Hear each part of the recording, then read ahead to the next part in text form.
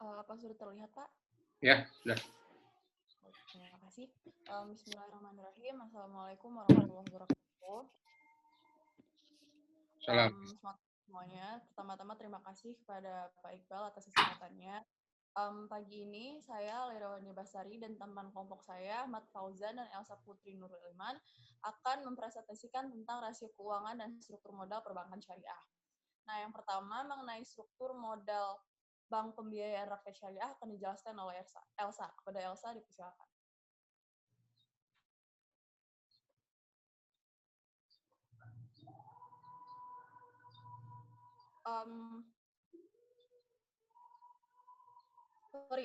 Fauzan, kepada Fauzan dipersilakan.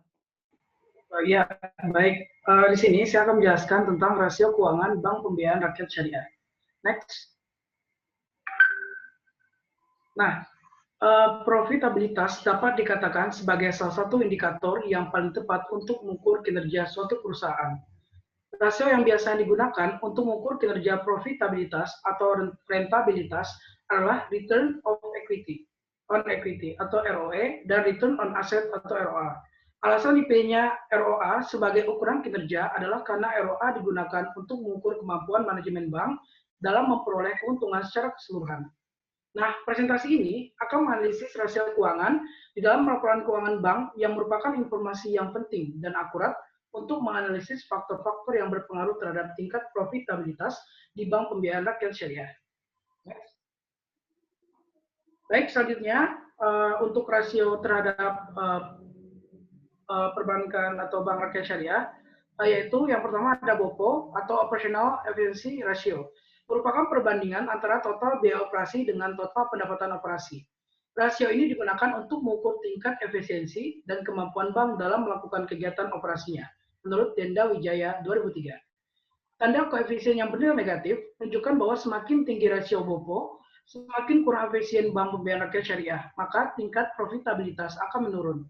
Rasio ini berpengaruh terhadap tingkat profitabilitas di bank syariah.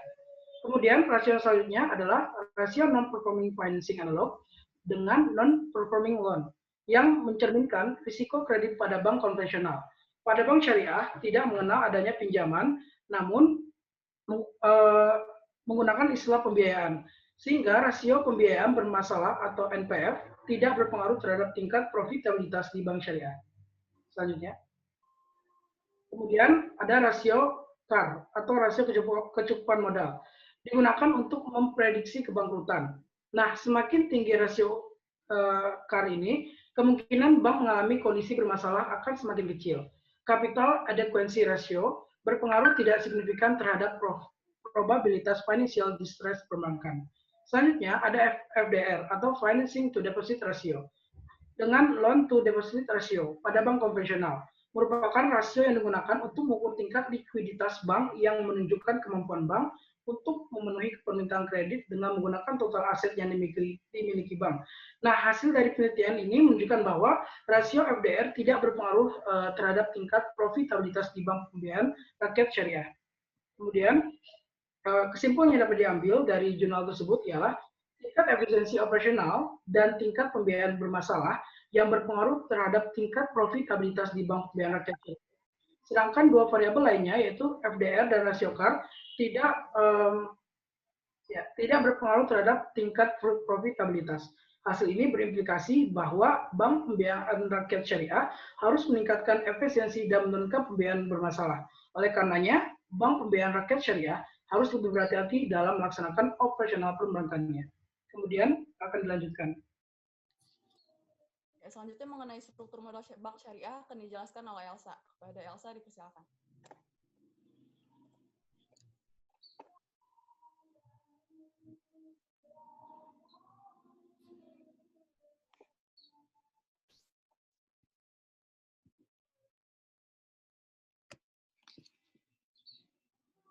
Elsa.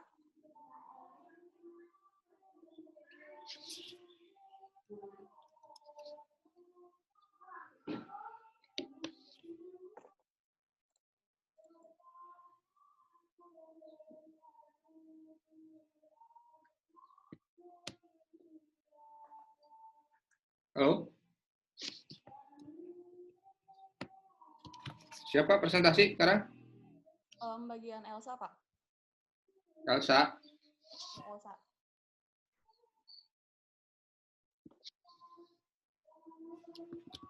Unmute dulu Elsa. Sudah tuh.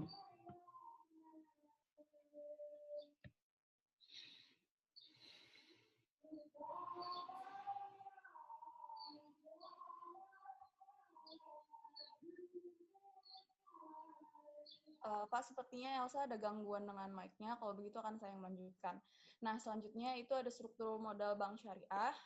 Pendahuluannya adalah dunia usaha merupakan dunia harta. Harta yang diputar untuk dikembangkan disebut modal. Harta harus diputar dan dikembangkan untuk memberikan kemaslahatan dan kemanfaatan sesuai dengan Al-Asyr ayat 7. Capital structure is the mix of long-term debt and equity maintained by the firm. Struktur modal perusahaan menggambarkan perbandingan antara hutang jangka panjang dan hutang sendiri yang digunakan oleh perusahaan.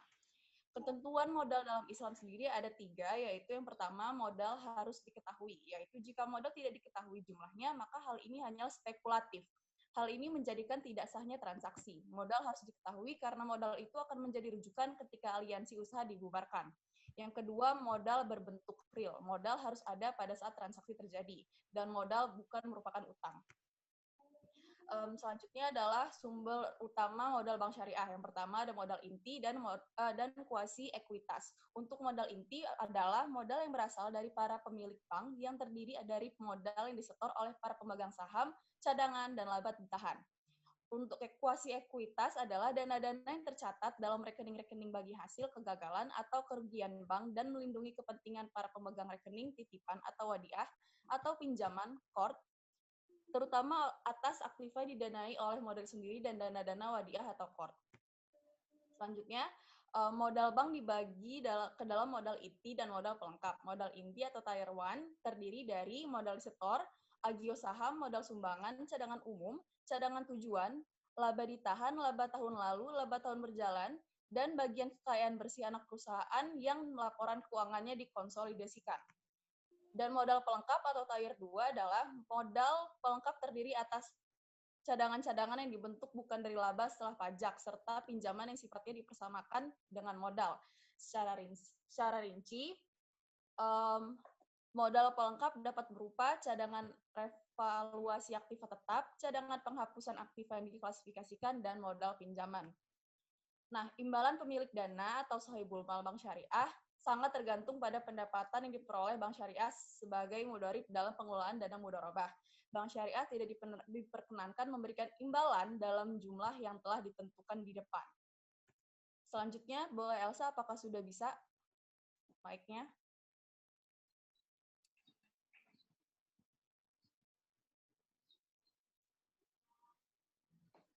Oke, kayaknya belum bisa, jadi lanjut aja.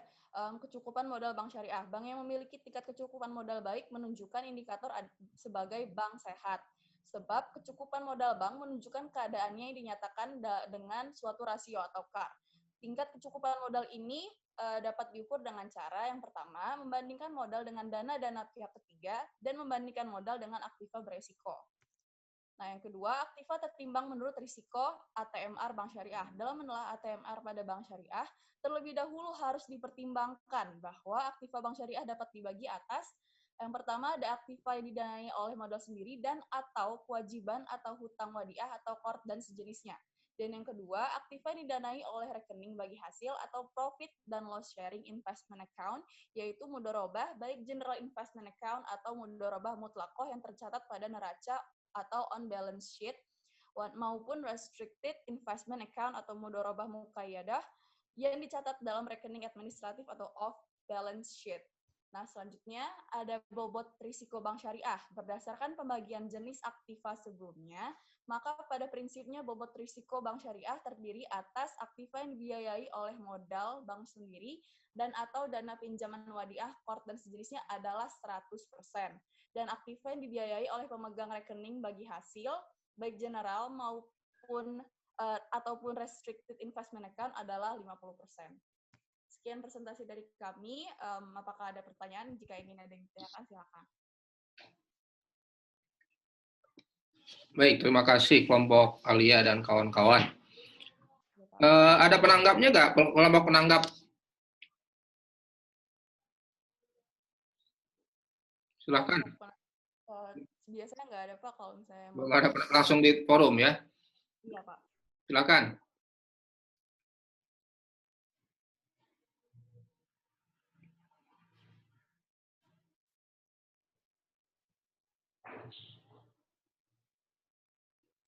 Izin bertanya, Pak.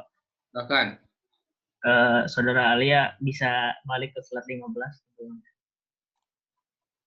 Nah, itu kan sebab kecukupan modal bank menunjukkan beberapa yang dinyatakan dalam bentuk rasio.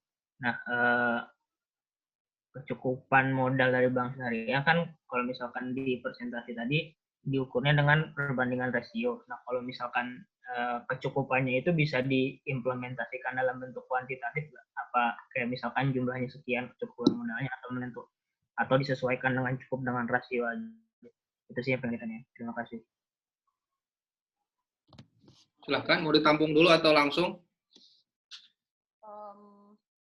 Bisa Pak, bisa langsung dijawab oleh Fauzan. Silakan Fauzan. Ya. Alia, cek mic-nya bisa ini ya, Alia agak kayaknya nggak tahu hanya saya atau kayaknya dengan yang lain juga. Kayaknya kurang kencang deh mic-nya Alia. Oh iya, siap Pak. Siap. Ya Fauzan, silakan. Ya, baik. Mungkin saya akan jawab. Untuk implementasinya dari rasio CAR ini adalah sebelum kita masuk kepada rasio CAR itu ada namanya ATMR.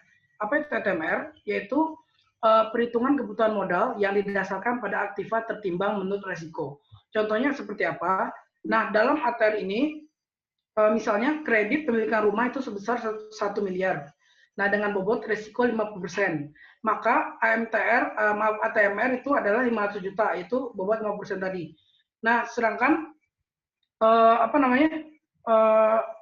dari ATMR tadi dari ATMR tadi kita ambil namanya kebutuhan modal minimum, yaitu sebesar 8% dari ATMR gitu loh. Jadi dari modal kredit tadi itu bisa kita ambil ATMR dulu, kemudian dari ATMR itu baru kita tentukan CAR-nya. Biasanya itu minimal 8% gitu. Apa terbayang atau belum? Terbayang. Kan? Jadi dari modal utama kredit tadi, nah itu dipisahkan dulu untuk ATMR. ATMR tadi kan bisa dibilang tadi aktiva tertimbang menurut resiko. Nah baru dari ATMR tadi diambil rasio CAR-nya itu. Jadi 8% dari CAR itu minimum ya, mungkin bisa lebih. Mungkin kurang lebih seperti itu. Oke, terima kasih Fauzan.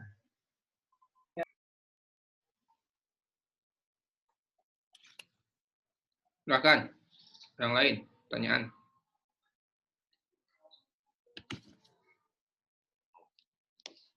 Banyak loh yang mesti ditanyakan itu.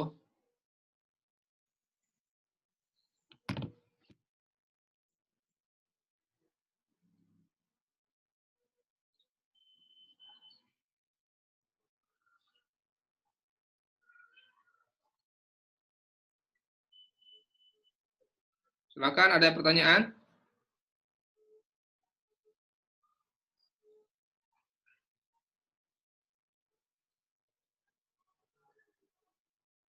Cuma satu pertanyaan.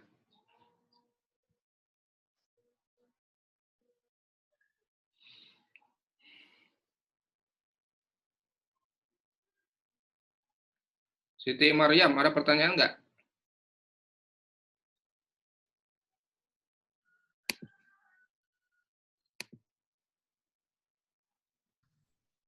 Tidak, Pak.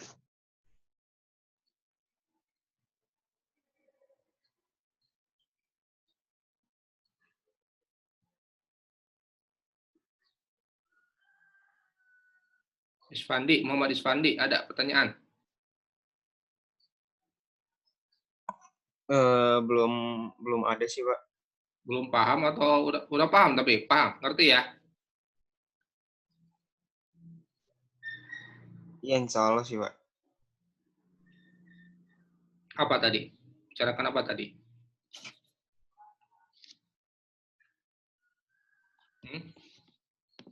Apa yang dibicarakan? Apa yang dipresentasikan apa tadi?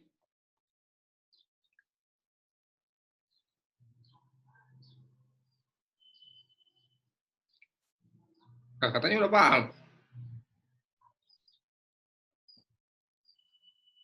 Mas Isfandi.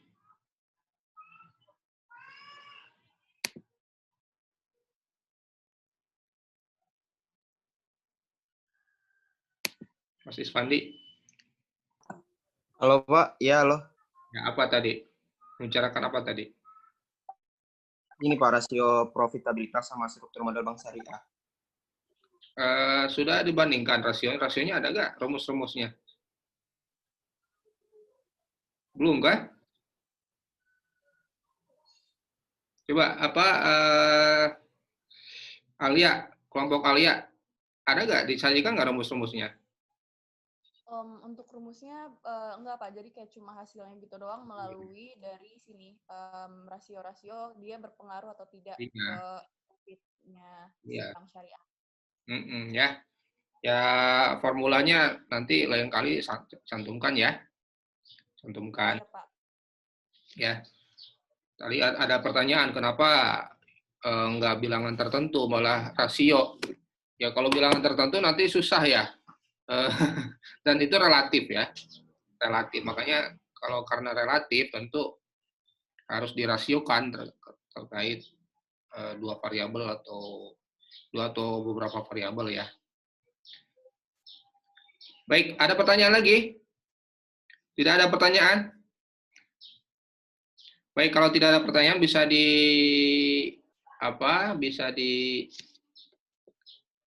stop screen ya. Oke, siap. Terima kasih kepada teman-teman semua atas perhatiannya.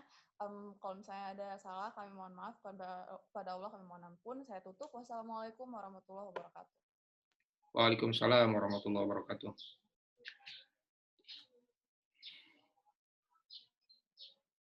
Baik, terima kasih kepada kelompok Alia dan kawan-kawan atas presentasinya.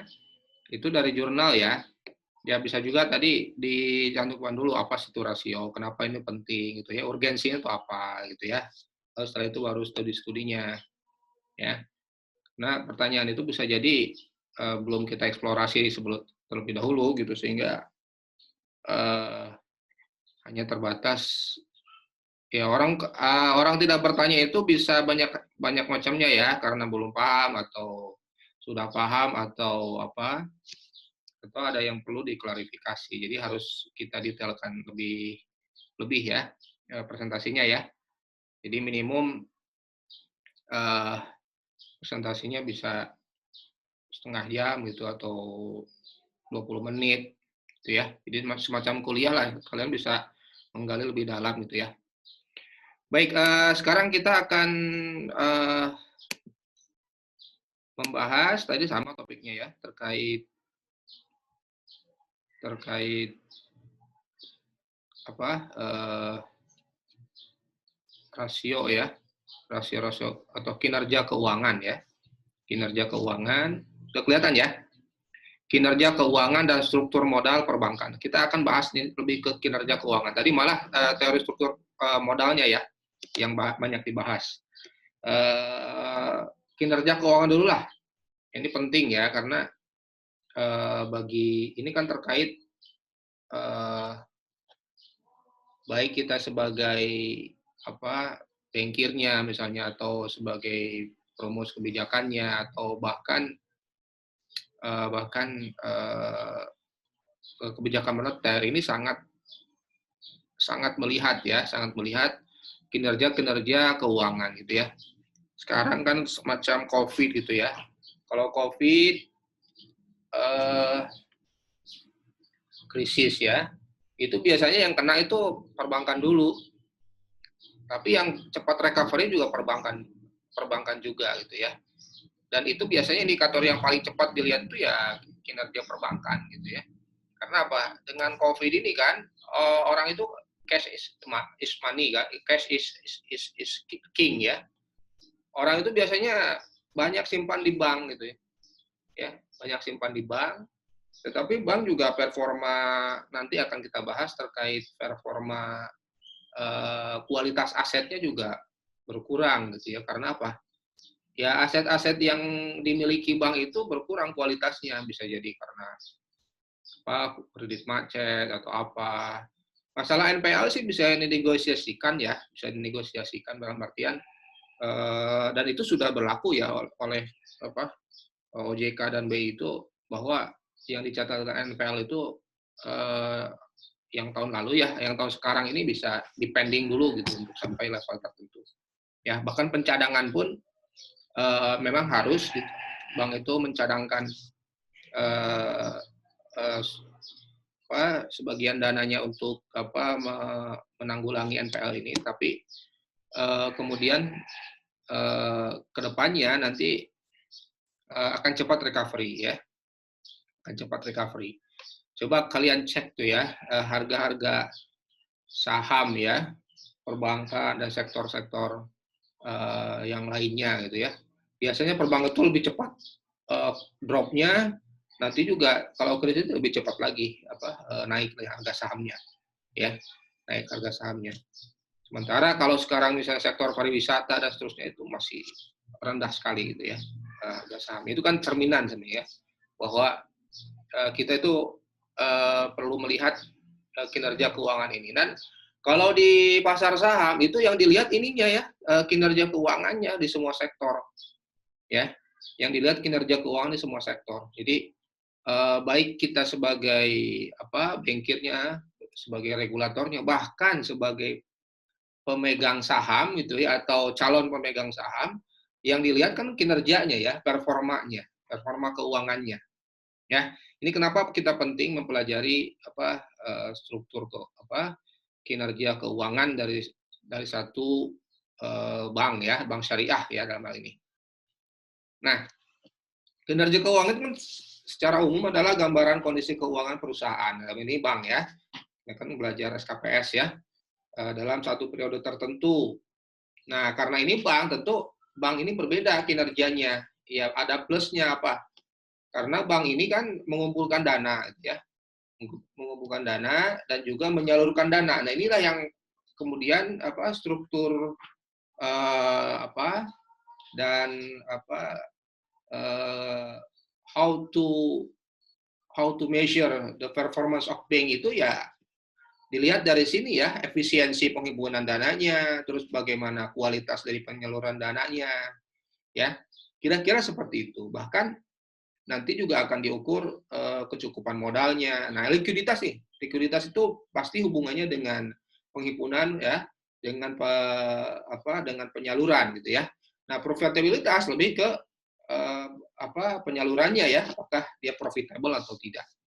Nah, itu kira-kira jadi rasio-rasio perbankan ini ya lebih banyak rasio ya plusnya ya, karena bank ini berfungsi sebagai penghimpun dan penyalur dana, tentu akan nanti dilihat likuiditasnya ya, likuiditas dan profitabilitasnya. Kalau rasio perusahaan misalnya produksi atau apa, ada juga ROA itu ada ya, aset. Tapi kan lebih cenderung aspek likuiditasnya itu bukan misalnya LDR misalnya ya, loan to deposit ratio itu nggak ada, karena kan bukan berperan sebagai lembaga penyalur atau penghimpun atau penyalur kredit gitu ya. Nanti akan kita bahas LDR itu sebenarnya indikator apa sih gitu ya. Atau dalam syariah itu apa? LDR itu FDR ya. LDR itu kan loan to deposit ratio atau long distance relationship. Kalau dalam syariah berarti financing ya, financing to deposit ratio, karena akad syariah kan bukan loan ya. Ya ada sih loan-nya, tapi kan loan itu kan tidak profitable kan, tidak boleh akad court atau akad utang itu tidak boleh, utang itu dengan pengembalian lebih gitu ya. Sehingga biasanya dalam syariah itu disebutnya financing ya, financing to deposit ratio. Nah, kita kelihatan bahwa ini menghitung deposit ya, deposit berarti penghimpunannya dengan financingnya, penyalurannya gitu ya. Itu kan indikator likuiditas yang paling mendasar gitu ya.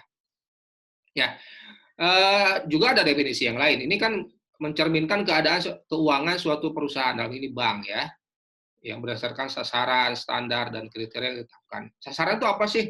Atau standarnya seperti apa sih? Kriterianya seperti apa? Ini sebenarnya OJK punya kriteria, misalnya LDR atau FDR yang sehat itu berapa persen gitu ya. Atau punya sasaran misalnya, ini FDR atau LDR itu harus berapa persen ke sektor tertentu, ya. Misalnya loan to deposit ratio itu berapa persen ke sektor tertentu, atau jangan-jangan LDR-nya kecil, ya. Misalnya Bank BCA itu LDR-nya kecil ya. Kenapa? Jadi deposit yang ada itu bukan jadi loan ya, tapi dibelikan aset finansial yang lain, misalnya disimpan di SBI terus terusnya. Ini kan ini juga bisa dijadikan sebagai standar ya, dijadikan standar bahwa berarti intermediasi perbankan tuh jadi untuk bank tertentu gitu ya, ini sangat lemah. Padahal bank itu kan tujuannya secara makro ya, mestinya kan disalurkan lagi kepada sektor-sektor tertentu ya untuk merangsang pertumbuhan ekonomi gitu kan, kira-kira seperti itu. Jadi bagi Anda misalnya kalau kalian jadi bekerja di BI atau di OJK, ya tetapkan saja standar FDR atau LDR itu berapa ya, dan bahkan ke sektor tertentu berapa persen gitu. Nah ini kan ini yang challenge juga ya, perbankan syariah itu perbankan ya challenge juga, karena cenderung karena perbankan itu mengejarnya aset yang tidak terlalu berisiko gitu kan, berarti kan tidak ke pembiayaan sektoral ya, apalagi dengan COVID ini, sehingga larinya ujung-ujungnya larinya ke kemana, ke aset yang tidak berisiko ya, beli obligasi, beli SBI dan seterusnya ya. Penempatan BPD juga sama, BPD juga performanya juga secara LDR yang sangat rendah ya, karena mereka lebih simpan ke, jadi dana-dana dari apa itu gaji untuk pegawai-pegawai PNS di daerah itu kan via BPD ya biasanya. Nah itu disimpan lagi, sebelum dicairkan itu disimpan lagi di SBI. Makanya lihat penempatan dana SBI oleh BPD itu sangat tinggi. Padahal ini kan bukan yang diharapkan gitu ya, bukan yang diharapkan. Jadi silahkan kita mencermati FDR atau LDR itu misalnya. Ini sebagai bahwa ternyata kinerja keuangan itu bank ya itu sangat mesti dijadikan concern gitu, baik secara mikro oleh bank itu sendiri atau sebagai investor ya, atau kita sebagai dalam tataran makro gitu ya. Karena ini bank ini kan semacam organisasi atau perusahaan yang memang fungsinya adalah fungsi intermediasi ya, fungsi ibarat nadinya gitu ya. Jadi nadi itu kan berarti kan mengalirkan darah gitu ya, mengalirkan, dalam ini kan nadi sektor finansial berarti kan mengalirkan resources dari orang yang kelebihan kelebihan uang gitu ya, atau punya dana lebih idle gitu ya, sehingga kemudian bisa disalurkan kepada pihak atau sektor-sektor yang memang memiliki kebutuhan untuk aspek finansialnya gitu kan. Nah kalau ini tidak jalan bisa bahaya gitu ya, dan ini biasanya yang terjadi gitu ya. Ini salah satu gambaran kenapa kinerja keuangan itu penting gitu ya, bank ya, dalam ini kinerja keuangan bank ya. Nah, kita analisa keuangannya seperti apa sih? Nah, kenapa rasio? Nah, kan kita bahas bahwa ternyata kalau tidak dirasiokan bahaya kan, orang misalnya FDR ya, financing to deposit. Ya, kita tidak bisa menentukan nominalnya, tapi yang bisa kita tentukan adalah bagaimana rasio financing ini terkait DPK yang dia kumpulkan. Makanya itu biasanya itu rasio semua ya, analisa itu rasio semua ya. Mau analisa FDR itu rasio, CAR itu rasio gitu ya. Terus indikator-indikator keuangan yang itu biasanya rasio juga semuanya gitu ya.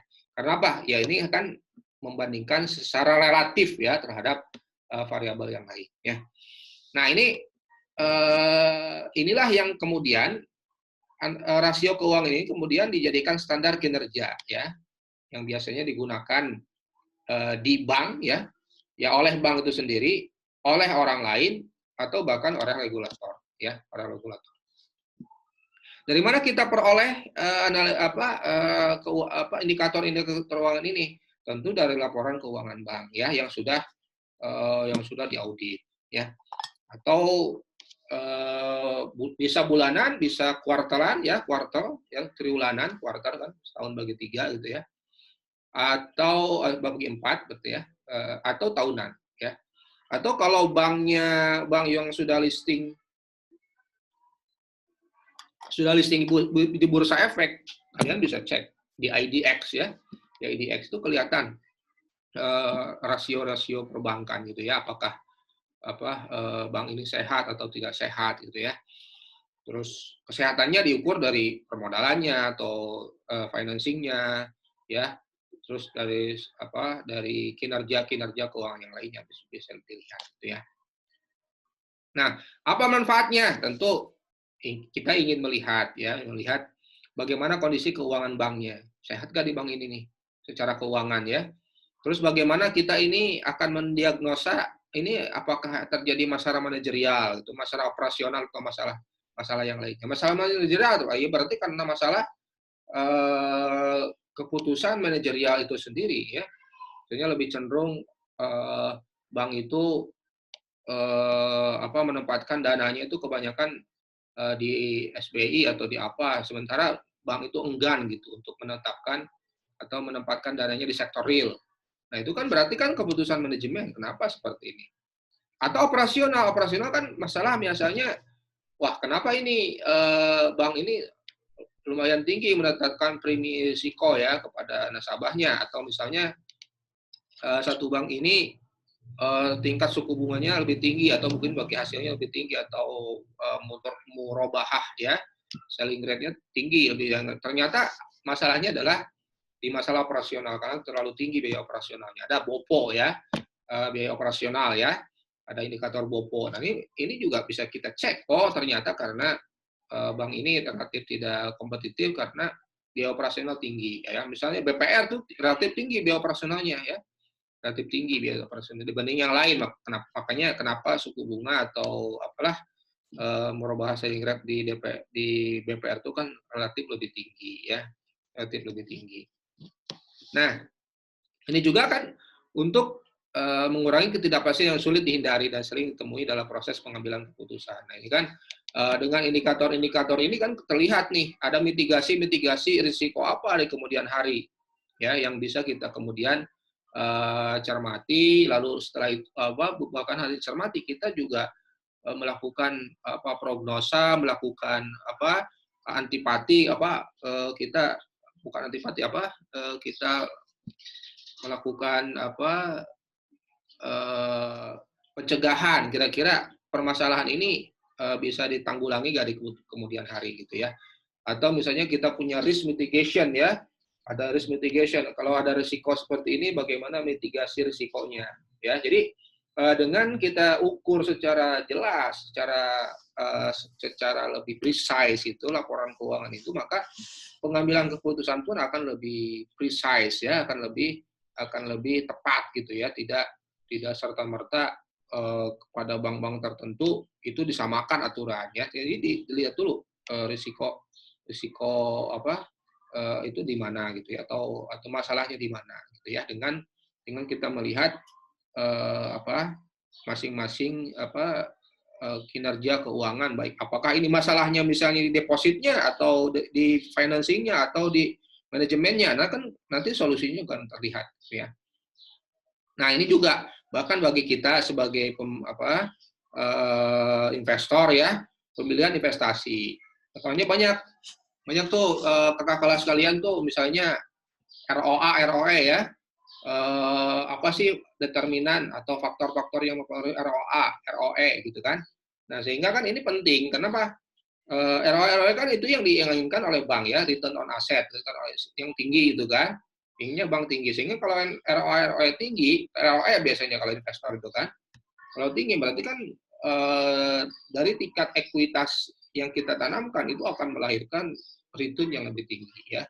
Lebih tinggi, sehingga bank itu kan prospektif ya untuk kita misalnya biayai gitu kan, atau kita simpan investasinya di bank tersebut, gitu ya.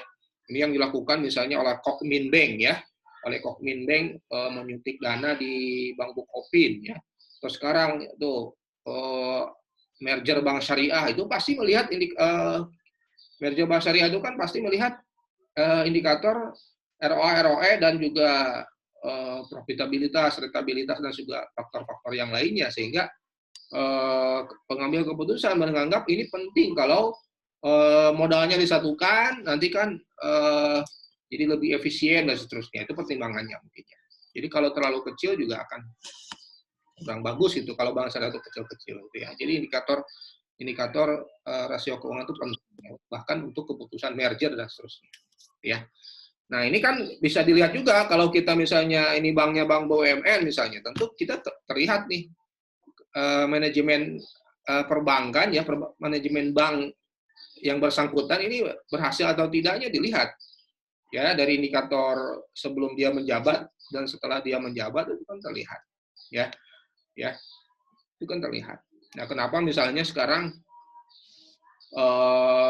direktur bank tertentu zaman dulu ya, Bank Niaga tuh ya, di Bank Niaga itu banyak sekali ex Bank Niaga ini menjamur kemudian diangkat oleh direktur menjadi direktur bank yang lain, karena bisa jadi ini kan Bank Niaga ini menciptakan struktur bank yang efisien zaman dulu ya, bukan sekarang, yang efisien, kemudian improvement manajemen skillsnya juga bagus, sehingga ini yang kemudian ingin diadopsi oleh bank-bank yang lain, sehingga mereka itu bisa ambil dari Bank Niaga gitu ya banyaknya. Sekarang juga banyak direktur bank di Indonesia itu BUMN itu biasanya dari Bank Mandiri ya, dari Bank Mandiri, karena mungkin sudah terbiasa dengan efisiensi dan seterusnya. Ya kita tidak menganggap ini bank yang lain tidak baik, tapi kan tingkat manajemen bank itu ternyata terlihat ya dari indikator-indikator kinerja atau rasio keuangannya, ya. Nah, kita sekarang akan langsung bahas satu-satunya ya, rasio ya dalam menganalisa kinerja atau performance ya dari bank atau bank syariah. Nah, ini sama ya, relatif sama ya, hanya nanti kan hanya masalah bedanya kan hanya di sisi asetnya saja ya, asetnya itu atau berbasisnya nanti akadnya syariah atau bukan gitu ya. Nah, yang pertama rasio likuiditas ya, berarti liquid artinya liquid apa?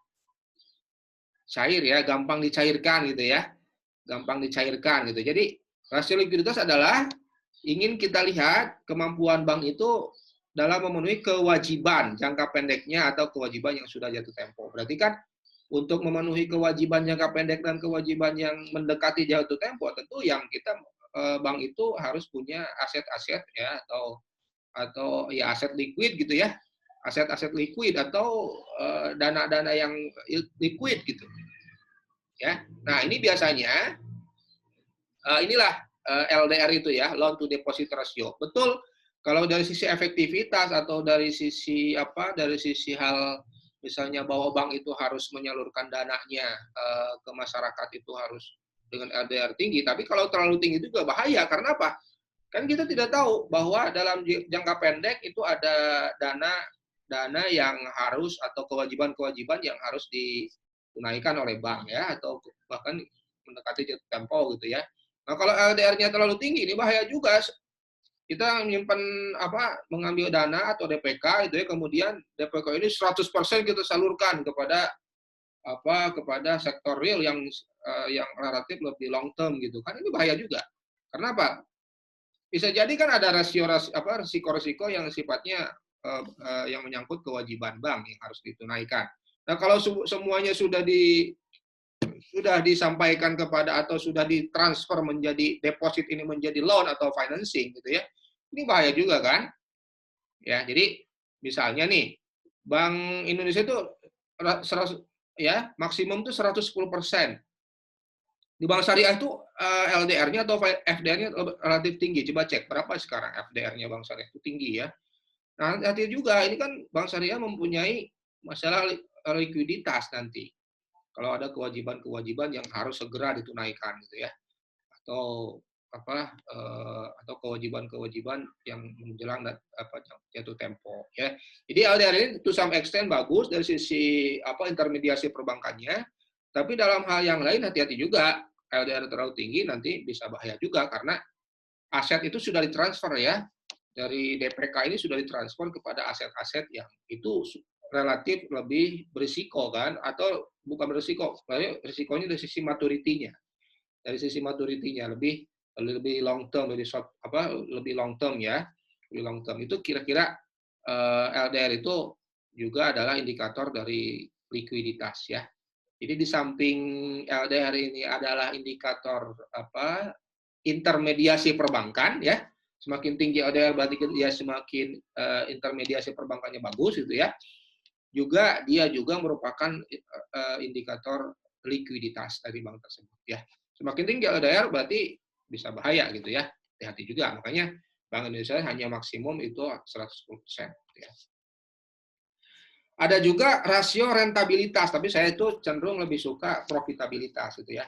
Karena kalau rent itu kan semacam dari kapital gitu direntkan gitu ya. Kalau profit kan bisa bebas kan, bisa berdasarkan bagi hasil gitu ya, atau bisa berdasarkan profit ya. Berarti kan kalau profit dari mana? Dari jual beli kan, atau akan berubah, atau bisa juga dari dana sewa atau dari yang lain.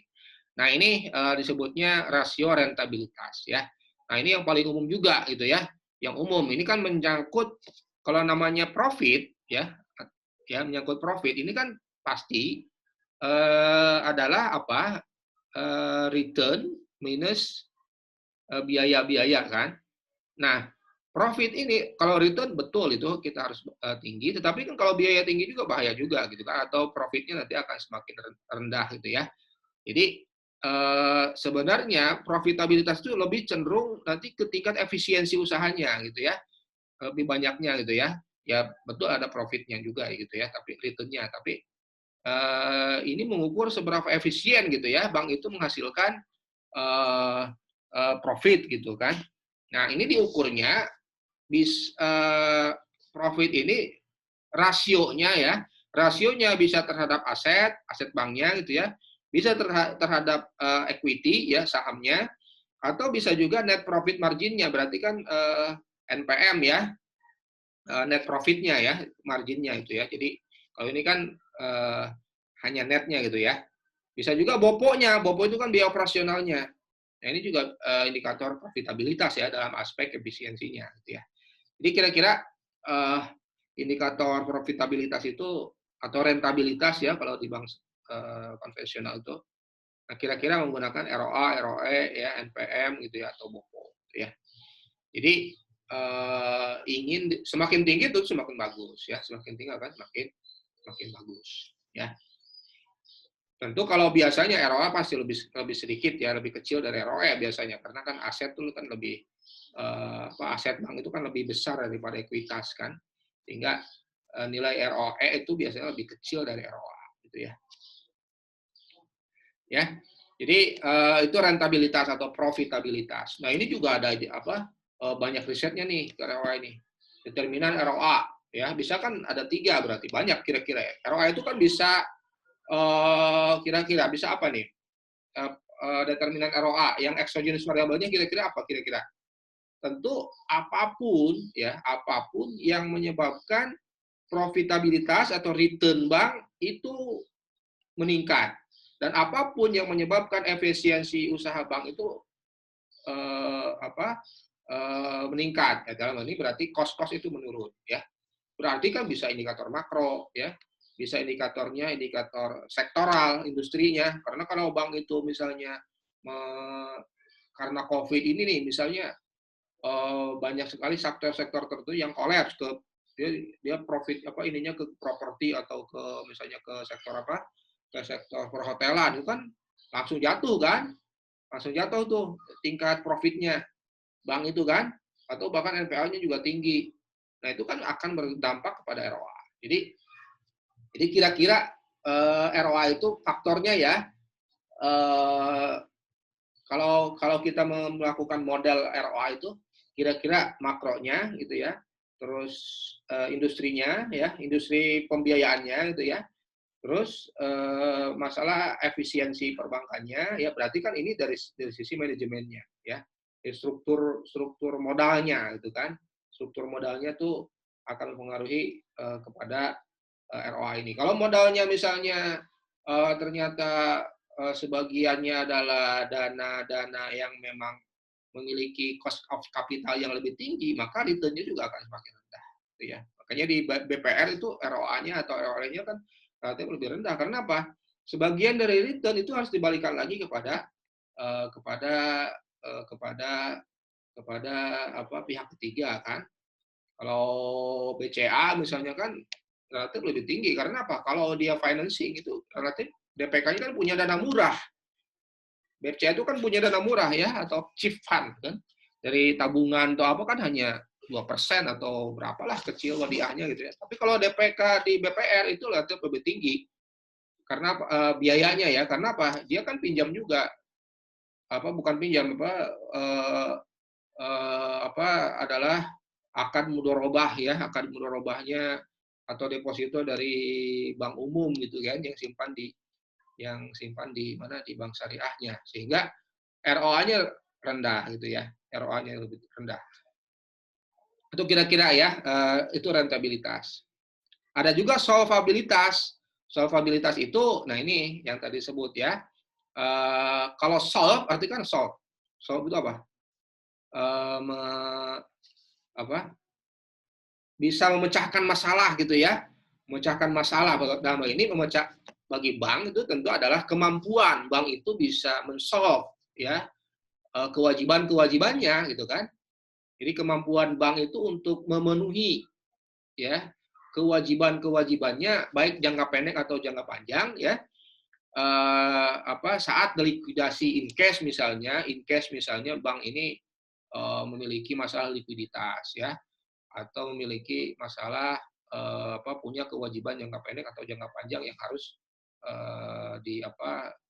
yang lama-lama kan harus itu, kalau kewajiban kan memang harus dipenuhi gitu kan. Nah, biasanya ini juga dijadikan indikator ya, solvabilitas ini dijadikan indikator bagi makroprudensial ya.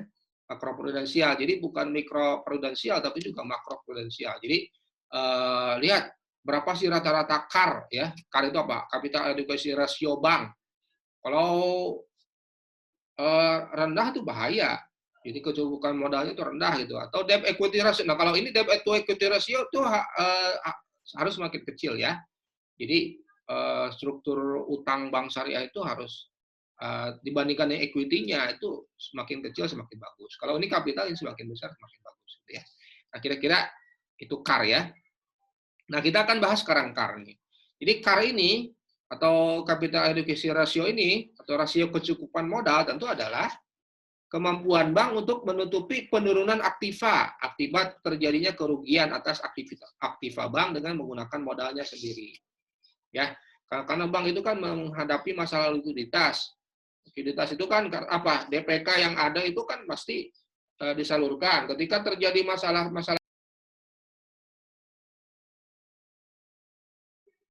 sorry, tadi sempat keputus ya.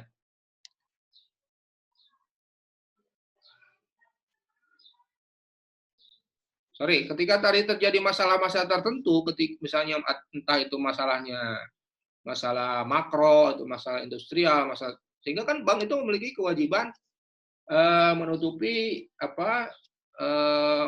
penurunan aktivanya, nilai aktivanya itu.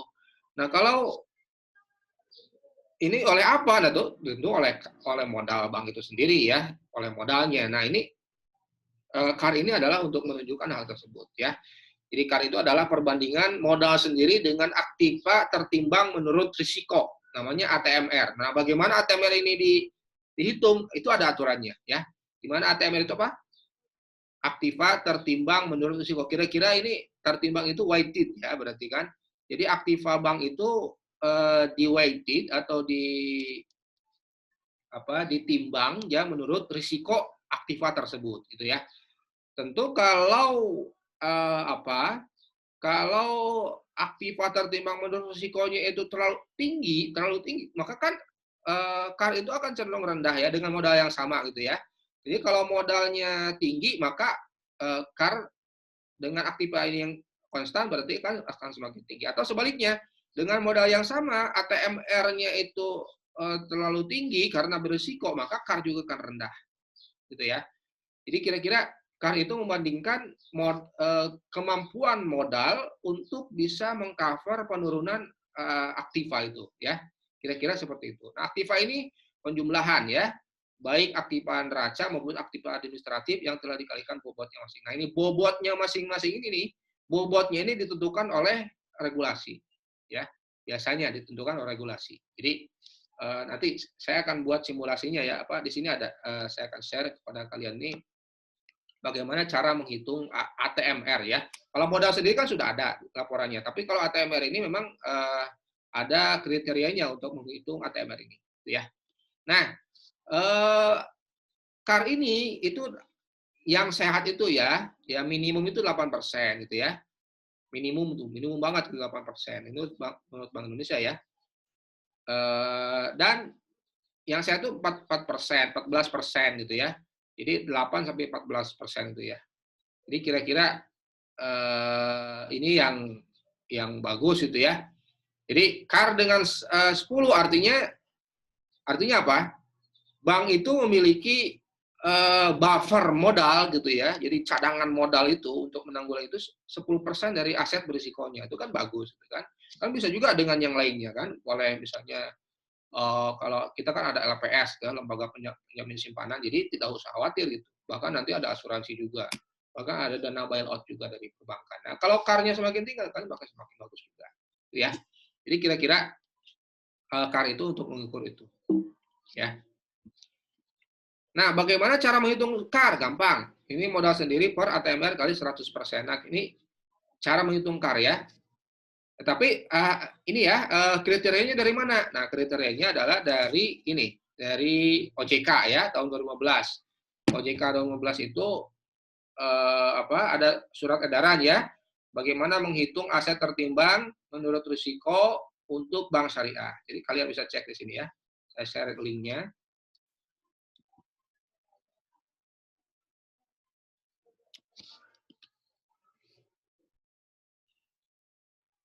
Nah, kalian bisa download ya. Kalian bisa download di sini ada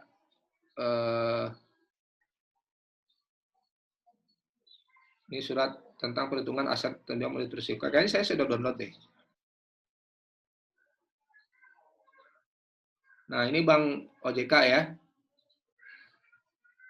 Nanti kita share ya.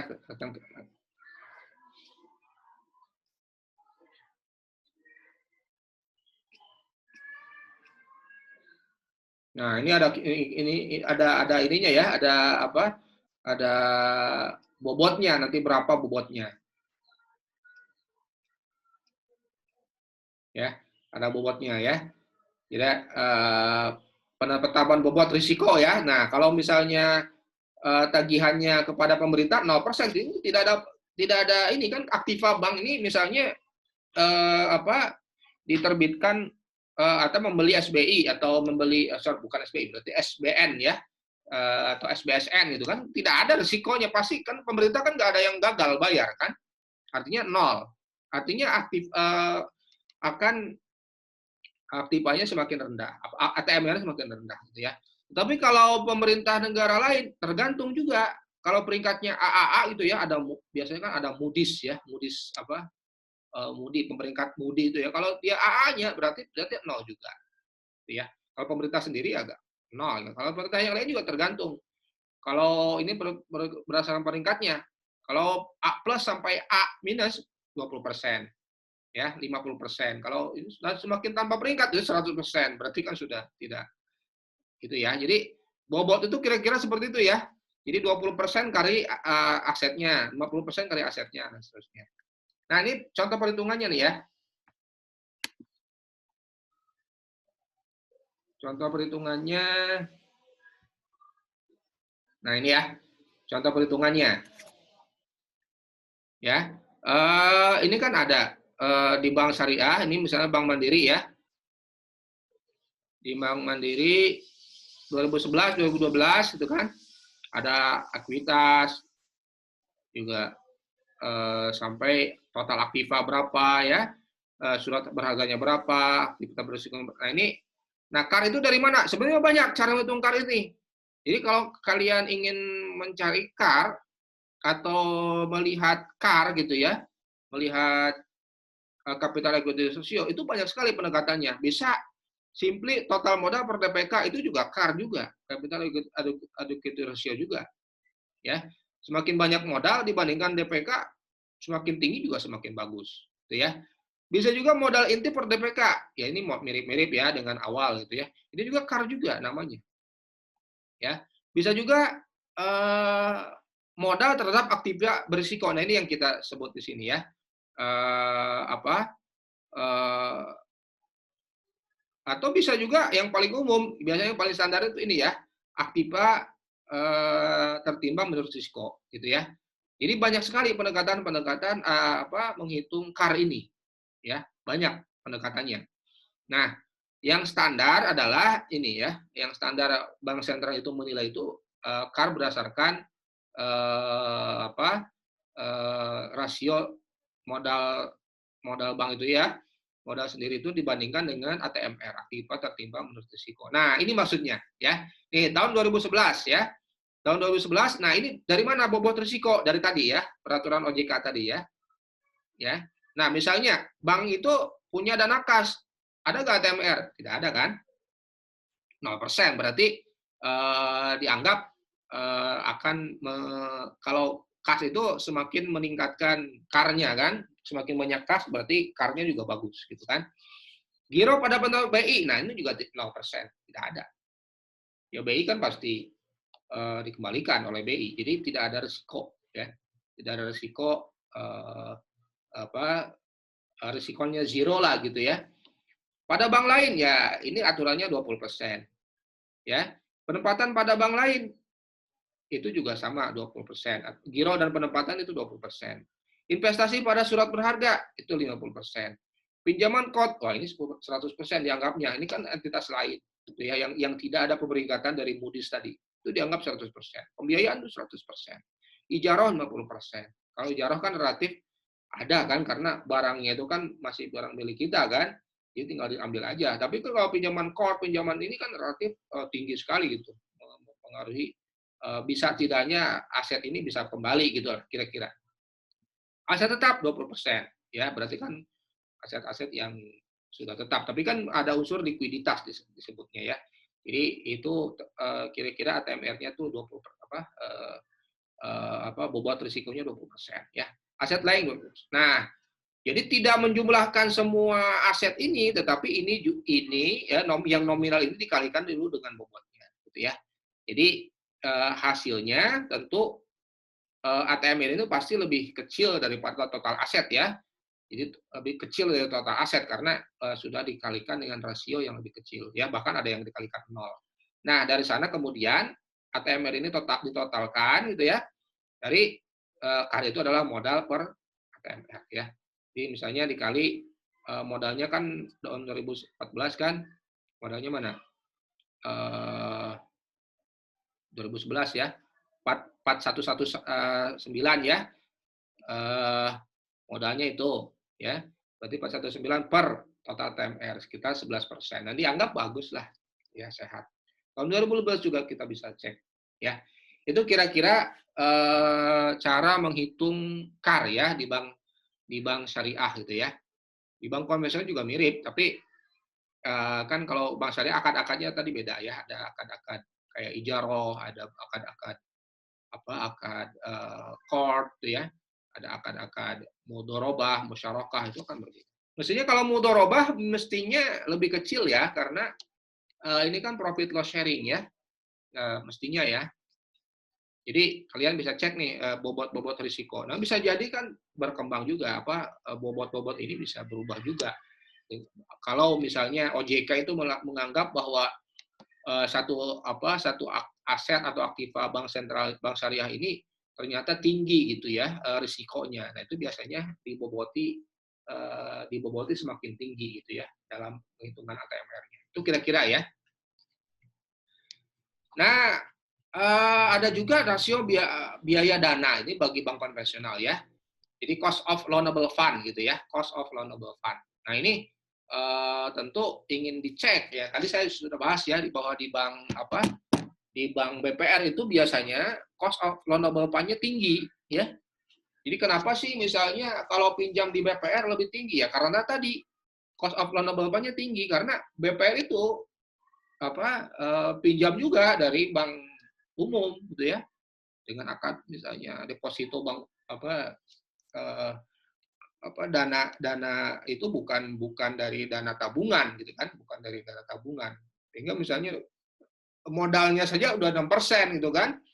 Nah, berarti kan expensive fund kan, jadi bukan cheap fund. Tapi kalau kita ke BCA ya itu lebih murah. Kalau BCA berarti cost of loanable fund-nya lebih murah. Nah, di bank syariah juga mestinya ada ya, ada cheap fund, ada expensive fund ya, tergantung dari struktur biaya modalnya ya, bukan biaya modal, dari cost of fund-nya itu ya, cost of fund-nya. Semakin biaya modal ini, makanya ini sebenarnya ada aturan dulu itu bank syariah itu coba lihat dana haji itu ditempatkan di bank syariah. Ini tujuannya ini sebenarnya. Jadi cost of fund itu bisa murah gitu. Bank syariah itu tidak sekarang kan masalahnya bank syariah itu sekarang punya masalah satu sebenarnya. FDR-nya tinggi karena bukan financing-nya yang tinggi tapi depositnya yang rendah. Jadi orang itu kan pengen nabungnya ke bank syariah itu bukan pengen nabung tapi pengen apa? Pengen meminjam kan, sehingga FDR-nya tinggi. Nah, dengan FDR tinggi akhirnya karena depositnya rendah, akhirnya bank syariah itu mencari bank-bank yang bank lain kan, atau apapun sifatnya dana pihak ketiga yang lain gitu kan, yang bukan dari nasabah. Dan ini tentu saja lebih mahal. Misalnya dari BPR syariah misalnya ke bank umum, atau misalnya ke bank syariah yang lain, yang itu lebih mahal daripada kalau kita dari dana tabungan nasabah gitu kan, yang itu hanya 2% per tahun. Nah, itu kira-kira. Belum lagi ada masalah ini ya. Bukan masalah, ini kewajiban sebenarnya, reserve requirement-nya, GWM itu yang 5% itu. Sehingga dari loanable fund itu tidak semuanya bisa disalurkan kreditnya. Ya, tapi harus sebagian itu disimpan sebagai requirement ya, kebijakan moneter itu kan, untuk menjaga stabilitas sistem keuangan kan, GWM itu kan seperti itu. Jadi semakin mahal lagi gitu. Udah dapatnya susah itu kan, BPR itu bank syariah itu ada kewajiban juga untuk GWM gitu kan. Ya. Jadi memang ini challenge ya, bank syariah itu chief of fund-nya itu atau cost of fund-nya itu masih menjadi challenge ya, karena masih menggunakan dana yang mahal gitu ya. Ada juga rasio aset. Nah, kalau ini sebenarnya sama ya, return on risk asset berarti kan sama ya. Risk asset berarti kan aset-aset yang berisiko ya, aset-aset yang berisiko yang dimiliki. Kalau laba kotor tentu gampang ya, carinya adalah pendapatan kurangi biaya. Risk asset itu adalah surat berharga dan kredit yang disalurkan. Nah, risk asset ini artinya apa? Ya ada ini juga mungkin ada bobotnya ya, ada risiko tertentu gitu ya. Jadi berdasarkan risiko aset itu dikelompokkan berdasarkan risikonya gitu ya. Nah, ini biasanya dari surat berharga dan kredit gitu ya. Ya. Jadi tentu kalau ini sama ya, sama seperti ROA berarti ya. Semakin tinggi maka semakin menunjukkan bahwa bank syariah tersebut ini bisa mencetak laba gitu ya, bisa mencetak laba. Kalau aset ROA tadi kan total aset, kalau ini risk aset artinya dari aset-aset yang memang disalurkan atau dalam bentuk pembiayaan gitu ya, dalam bentuk pembiayaan atau surat berharga ya. Misalnya kita beli SBSN atau beli SBI dan seterusnya. Itu kira-kira risk aset seperti itu. Dari struktur modal ya, wah ini panjang nih bahasanya, tapi sekilas saja lah ya kalau ini. Bahwa struktur modal itu adalah perbandingan pendanaan jangka panjang ya perusahaan, berarti utang jangka panjang terhadap modal sendiri. Ya. Sumber modal dari mana? Tentu dari modal saham, tadi juga sudah dibahas ya. Dari saham ya, tentu dari laba ditahan, berarti kalau laba ditahan kan dari dividen yang kemudian dijadikan modal gitu ya, dan cadangan gitu ya. Jika pendanaan perusahaan berasal dari modal sendiri masih mengalami kekurangan atau defisit, maka perlu dipertimbangkan pendanaan dari yang lain. Nah, biasanya utang, ya, biasanya utang, ya, jadi debt, gitu ya. Atau kalau bank syariah bukan hanya utang, tapi juga akad-akad apapun yang mungkin bagi pihak ketiganya diperlukan imbalan dari pembiayaan mereka. Berarti kan bisa akadnya mudharabah, bisa akadnya murabahah, dan seterusnya, gitu ya. Nah,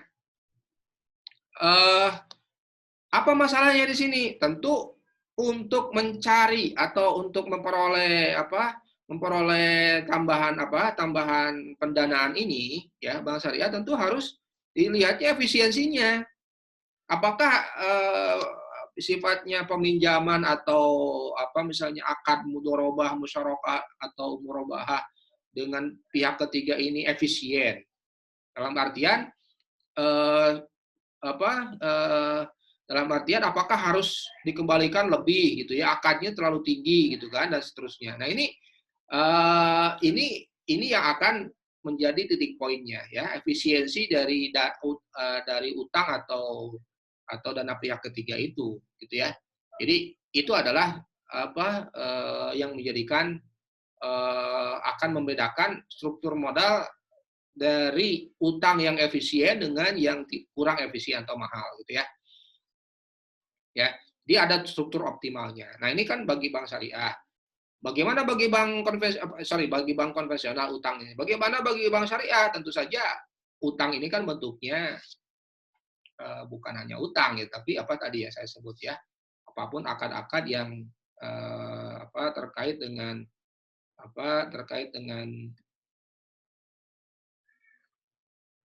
nggak apa-apa. Terkait dengan pembiayaan akad pembiayaan pihak ketiga yang harus dikembalikan ya dengan akad yang sesuai dengan rate yang sesuai dengan akadnya ya, entah murabah atau mudharabah dan seterusnya. Jadi ada juga, jadi struktur modal ini juga berlaku ya bagi bank syariah gitu ya, dengan efisiensi yang ada. Hanya ini sebenarnya teori ini tuh kan nanti hubungannya nanti juga dengan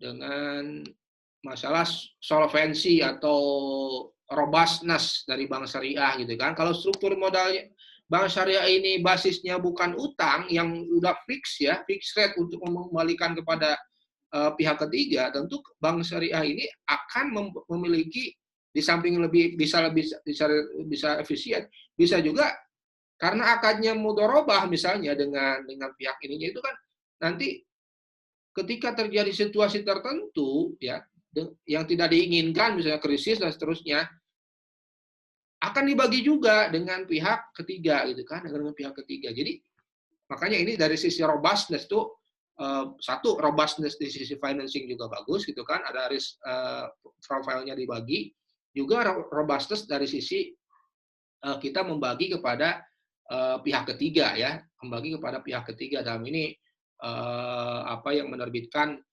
surat utang atau surat pembiayaan. Jadi ini bisa juga lebih robust gitu ya bank syariah ini. Dan kalian bisa cek ini ya, apakah struktur modal ini akan mempengaruhi ROA atau ROE atau mempengaruhi misalnya robustness daripada bank syariah terkait krisis dan seterusnya, itu bisa menarik ya untuk bisa dilihat.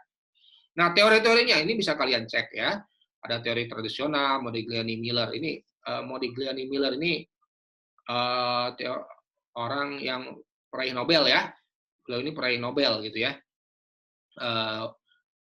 Ada juga Modigliani-Miller plus pajak. Jadi kalau ini tanpa pajak ya, kalau ini mengincludekan pajak ya, include pajak. Ada teori pecking order, ada teori asymmetric information dan end signaling. Ini teori moral hazard dan adverse selection ya. Jadi ternyata ini menyangkut utang ini kan, kalau debt kontrak itu akan sangat terkait dengan asymmetric information gitu ya, asymmetric information, baik ini moral hazard atau adverse selection. Teori keagenan juga ada, walaupun ini saya kategorikan tuh biasanya teori keagenan dan asymmetric information itu more or less sama ya. Nah, ini ada pertanyaan. Sistem bagi hasil saya sebut tadi ya, mengakibatkan bank syariah memiliki satu karakteristik yang berbeda dengan bank konvensional. Karena prinsip bagi hasil ini, maka struktur bank syariah berbeda dengan struktur bank konvensional. Saya sudah sebut tadi ya.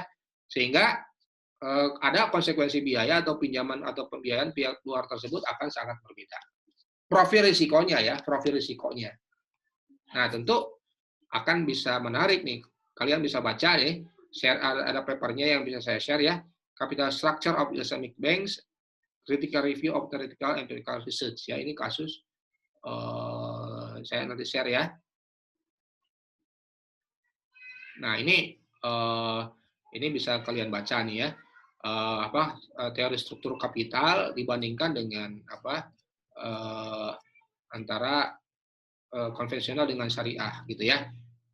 Dibandingkan dengan konvensional dan syariah. Jadi ini tidak bisa nanti untuk kuliah-kuliah yang selanjutnya mungkin kita bisa bahas ini. Tapi kira-kira paper ini menunjukkan ada perbedaan ya karakternya, dan di sini ada stance-nya ya, bagaimana bank syariah dengan bank konvensional ini struktur modalnya itu dibandingkan gitu ya, dengan performanya itu seperti apa gitu ya, kira-kira seperti itu paper ini. Ya. Bisa juga kita membaca ini Financial Performance of Islamic and Conventional Banks ya, Evidence from Jordan, a brief review of capital structure theory ya. Jadi kalian bukan boleh ini bukan boleh ya, disarankan ya, atau baca ya,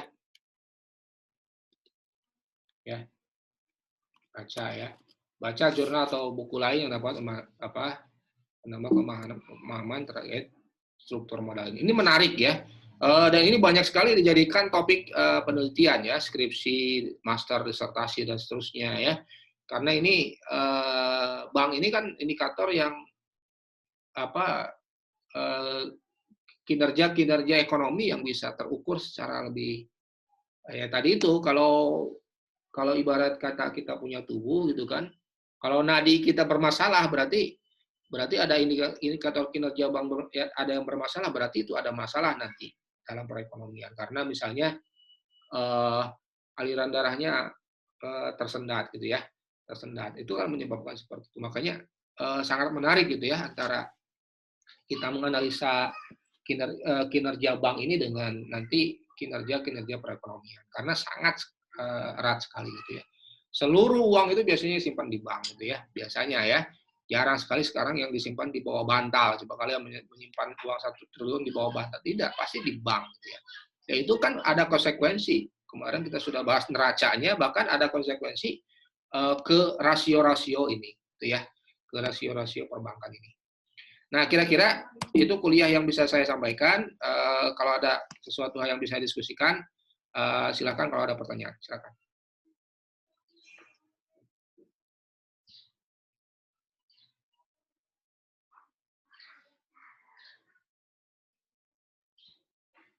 Nggak ada pertanyaan?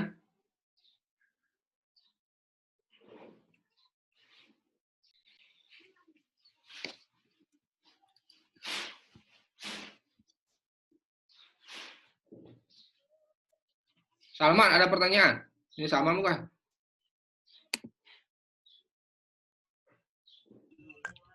Dimas Pak, cuman nama middle name saya Salman, jadi ya. Sebetulnya saya ini Pak lebih penasarannya itu barusan sama Bapak sempat mention di awal kan, kayak untuk melihat kayak keberhasilan dari banknya juga dilihat dari pada saat misalnya direkturnya itu memimpin sama pada saat selesainya. Nah itu dilihat itu dari indikator apa aja ya Pak? Si keberhasilannya tersebut. Tergantung titik poinnya apa. Misalnya Kementerian BUMN nih, Presiden Jokowi misalnya, Presiden coba ini BUMN ini harus menyalurkan kreditnya misalnya 70% untuk sektor perekonomian. Betul nggak? Atau beberapa bank itu dedicated untuk sektor-sektor tertentu, ya. Misalnya kan kalau BNI kan lebih ke corporate ya, corporate financing gitu kan. Atau BRI misalnya untuk UMKM dan seterusnya. Nah, itu kalau itulah yang dijadikan standarnya. Berarti kan LDR kalau gitu atau FDR gitu ya, financing to deposit ratio gitu ya.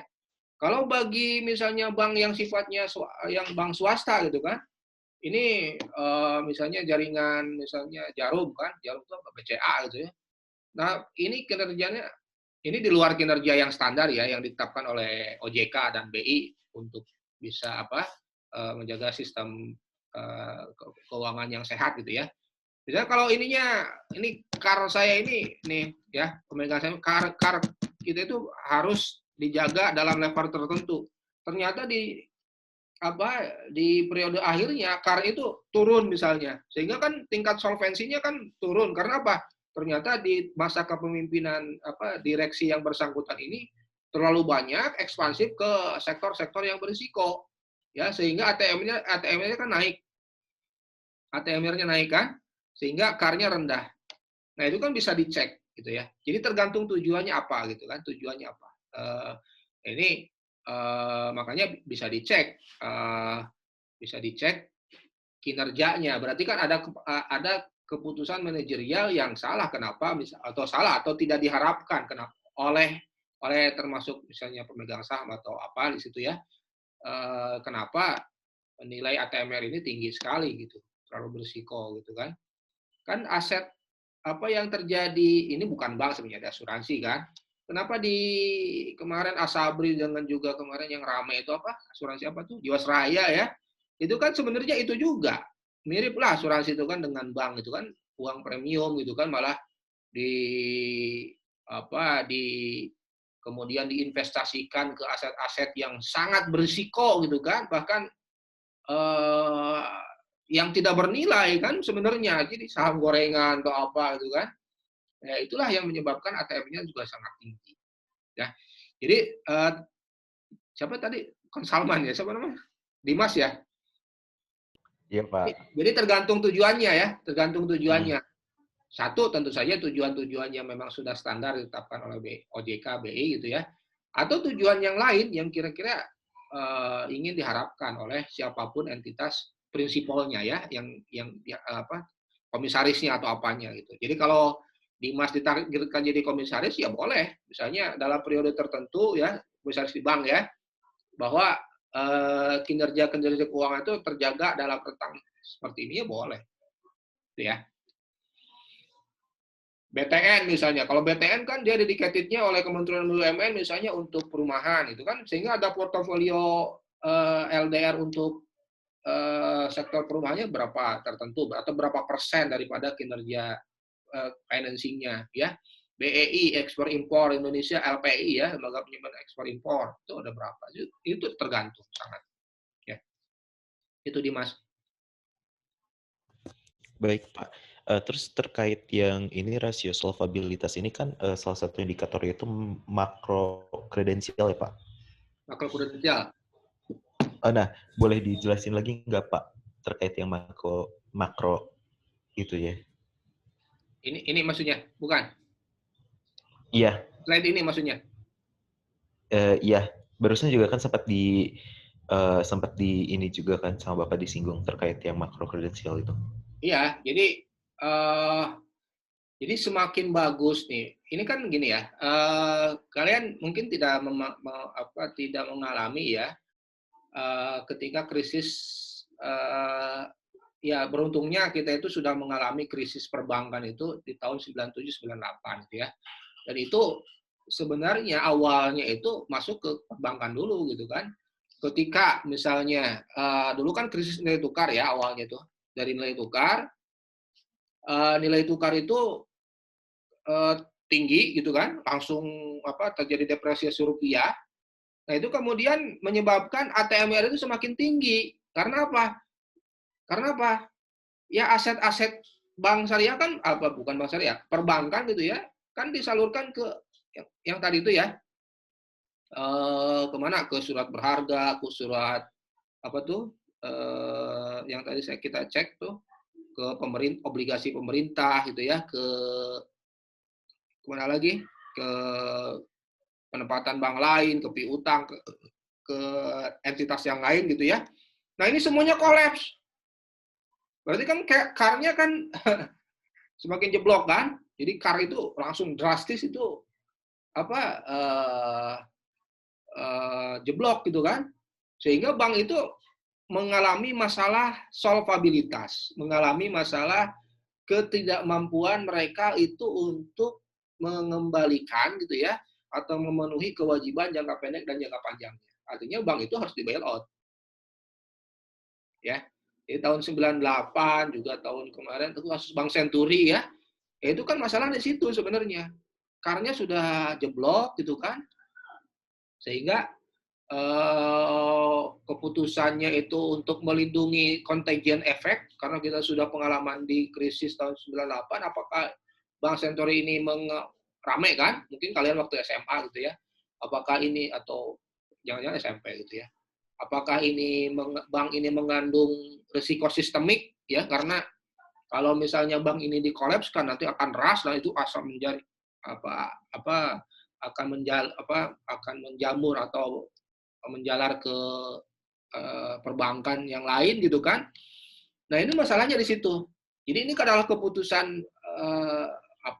OJK juga Bank Sentral juga LPS di sini berperan untuk bisa menjaga level-level tertentu CAR ini harus bisa dianggap sehat gitu ya. Jadi ini ada masalahnya dengan mikroprudensial, berarti kan ke prudensial atau robustness daripada bank itu sendiri dan juga robustness perbankan, dan bahkan ini terkait di sistem keuangan bahkan perekonomian secara umum. Ya, kira-kira seperti itu. Kenapa ini penting gitu ya?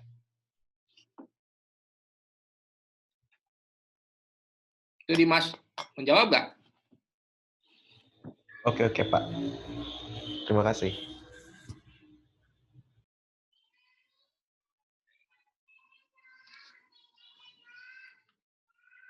Ada pertanyaan?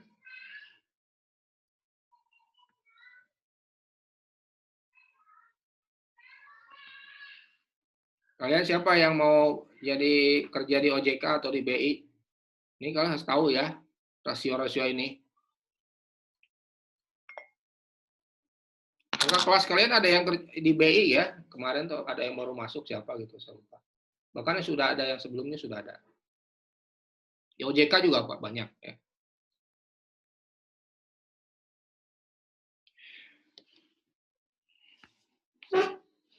Baik, ada pertanyaan? Kalau tidak ada, kita tutup kuliah ini. Tidak ada ya? Baik, karena tidak ada pertanyaan lagi yang perlu kita diskusikan, kita tutup kuliah ini dengan pembacaan hamdalah dan doa kifaratul majelis. Alhamdulillahirrahmanirrahim. Sekian, Assalamualaikum warahmatullahi wabarakatuh. Waalaikumsalam. Terima kasih Pak. Terima kasih, Pak. Tutup ya. Terima kasih Pak. Terima kasih, Pak.